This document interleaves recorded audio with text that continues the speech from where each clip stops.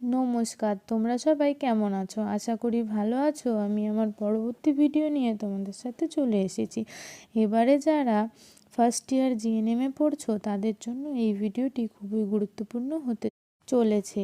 এবং ভিডিওটি শুরু করার আগেই আমি তোমাদেরকে বলে রাখি, যদি আমার ভিডিও তোমাদের ভালো লাগে তবে অবশ্যই আমার ভিডিও লাইক করবে এবং আমার চ্যানেলটি সাবস্ক্রাইব করে রাখবে পরবর্তী ভিডিও তাড়াতাড়ি পেতে। এবং যদি গুরুত্বপূর্ণ মনে হয় ভিডিওটি তবে অবশ্যই বন্ধুদের সাথে শেয়ার করবে।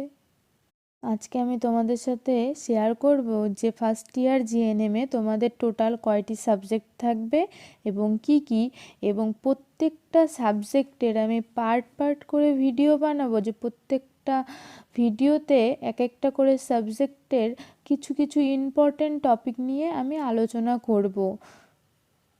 আমাদের ফার্স্ট ইয়ার জিএনএমে টোটাল 5টি সাবজেক্ট থাকবে। ফার্স্ট থাকবে বায়োসায়েন্স, যেটার মধ্যে অ্যানাটমি, ফিজিওলজি এবং মাইক্রোবায়োলজি থাকবে। সেকেন্ড থাকবে বিহেভিয়ারাল সায়েন্স, সেটার মধ্যে সাইকোলজি অ্যান্ড সোশিওলজি থাকবে। তারপর ফান্ডামেন্টাল অফ নার্সিং, এবং এটার মধ্যে ফার্স্ট এআইডি এবং পার্সোনাল হাইজিন থাকবে। তারপর থাকবে তোমাদের কমিউনিটি হেলথ নার্সিং। আর তোমাদের ফান্ডামেন্টাল অফ নার্সিং যে সাবজেক্টটা থাকবে সেটার তোমাদের প্র্যাকটিক্যাল এক্সাম হবে। এই নিয়ে তোমাদের টোটাল 5টি সাবজেক্টের এক্সাম হবে। টোটাল 500তে তোমাদের এক্সামটা হবে। আজকে পার্ট 1 তোমাদের সাথে শেয়ার করব। পার্ট 1-এ থাকবে বায়োসায়েন্স, যেটার মধ্যে অ্যানাটমি, ফিজিওলজি এবং মাইক্রোবায়োলজি থাকবে। এটার থেকে আমি তোমাদের সাথে কিছু ইম্পর্টেন্ট টপিক আলোচনা করব। ফার্স্টেই যখন আমরা অ্যানাটমি পড়বো, তো অ্যানাটমির মেন হচ্ছে ডায়াগ্রাম। তো আমাদের অ্যানাটমির ডায়াগ্রামগুলো খুব ভালো করে প্র্যাকটিস করতে হবে।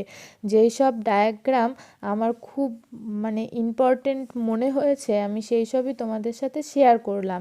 কিন্তু এর মধ্যেও যদি তোমাদের আরও কোনো ডায়াগ্রাম ইম্পর্টেন্ট বলে মনে হয় তাহলে অবশ্যই তোমরা কমেন্ট করে আমাকে জানাবে।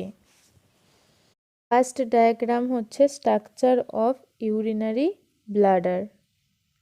Explain the structure of radius, structure of cells, structure of brain, structure of eyeball, structure of femur bone, structure of uterus।